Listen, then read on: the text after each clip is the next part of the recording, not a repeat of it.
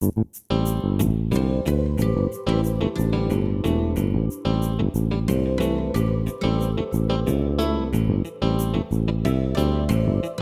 morning, Hoosiers, and welcome to Paper News 24/7, brought to you by the Paper of Montgomery County Online in living color from the paper's control room in downtown Crawfordsville. I'm Stu Clampett with your top headlines for Thursday, February 17, 2011. Today's news is brought to you in part by Workforce Plus. Whether you're looking for work or need workers, Workforce Plus can help. You can call Workforce Plus at 364-9675. In our top story today, Montgomery County Prosecutor Joe Boozer's office has recommended a sealed plea agreement in the case of Stephen R. Bixler, 27, of Crawfordsville. Bixler was charged with reckless homicide, criminal recklessness, and pointing a firearm following the shooting of a child on Oak Hill Road in September. The child, Savannah Ross, later died at St. Clair Medical Center. Team Home Depot has presented $20,000 to the Crawfordsville Park and Recreation Department to build a garage for Sunshine Vans. Here we see Tim Nichols, Daryl Gibbons, store manager Nelson Fry, Mayor Charlie Coons, and Team Depot leader Michelle Wright. Home Depot encourages employees to volunteer to benefit their communities. That's according to local store manager Nelson Fry. He said, quote, "We're not just a big box store." Paper Trivia is your chance to win prizes by showing off how much you know. If you think you have all the answers, just click on this tile on our homepage to go to the Paper Trivia section. Answer the question correctly and you could win. Our current question is about the Wizard of Oz, and here's a little hint, folks. It's not 1936.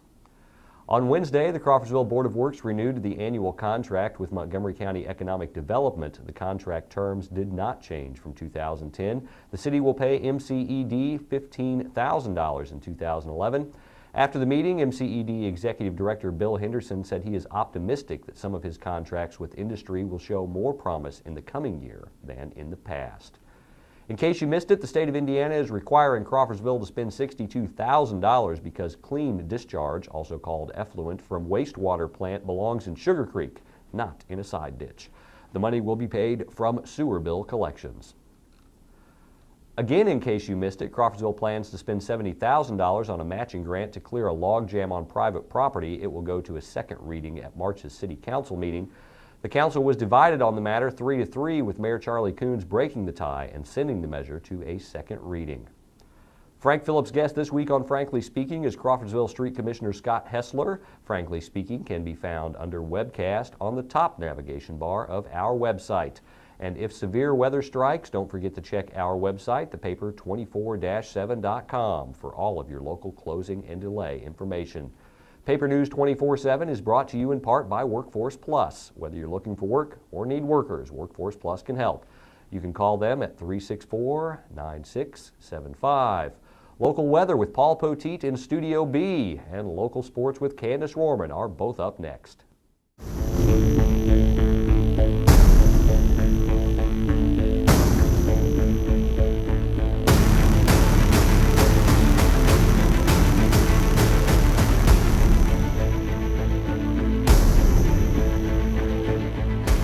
Welcome to Paper News 24/7. Paper News 24/7. Paper News 24/7. I'm Stu Clampett. I'm meteorologist Paul Poteet. I'm Candace Rohrman. You stay classy, Crawfordsville.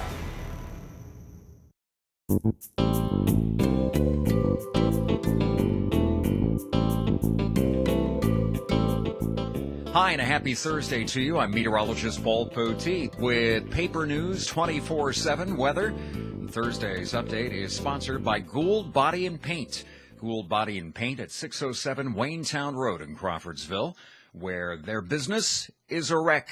You want to call Diana or Don for more information and thank them for sponsoring this update. Their number is 364-1067, 364-1067 for Gould Body and Paint.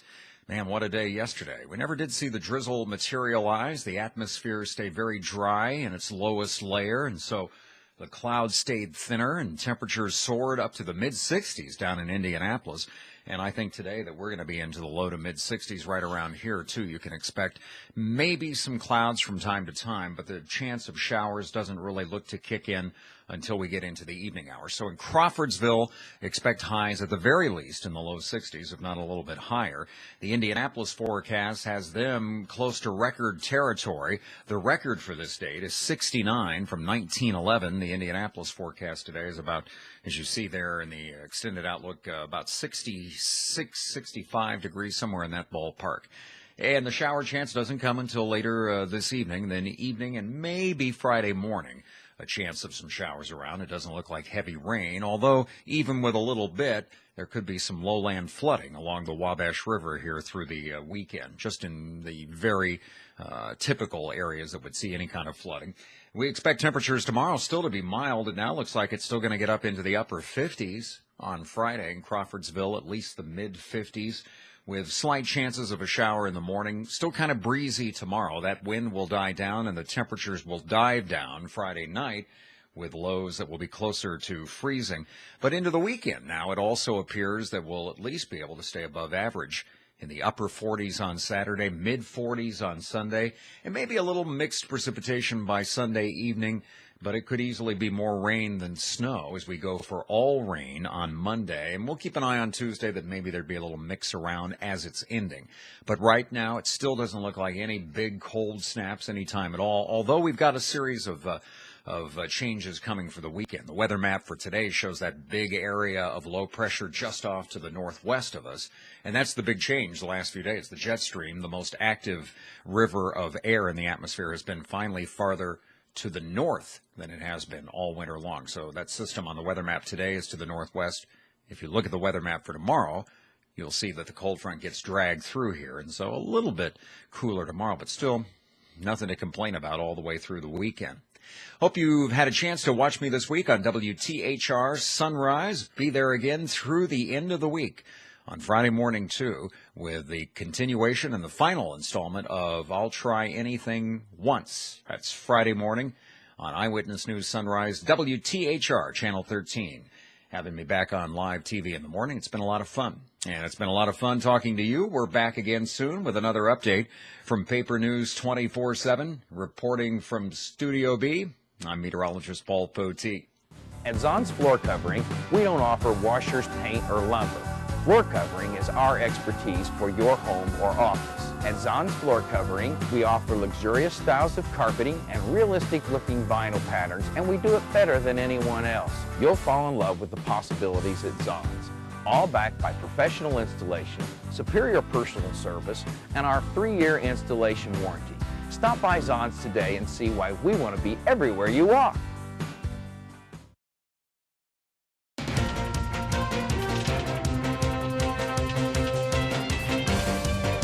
I'm Candace Jordan with your local sports for Thursday. The Wabash Little Giants defeated Wittenberg 70-59 on Wednesday night, getting revenge from a prior 1-point loss earlier this season. The win puts the Little Giants in position to potentially end up in the 3rd seed for the NCAC tournament later this month. Former North Montgomery wrestling coach J.D. Minch will be inducted into the Indiana High School Wrestling Coaches Association Hall of Fame this Sunday. J.D. Minch has 255 wins with the Chargers and coached at North for 24 years as the head coach. Don't forget to follow Montgomery County Sports at The Paper Sports on Twitter. That's your local news for Thursday. For more information on these and other stories, visit our homepage or pick up a print copy of the paper Montgomery County. For Paper News 24/7, I'm Candace Shortman. You stay classy, Crawfordsville.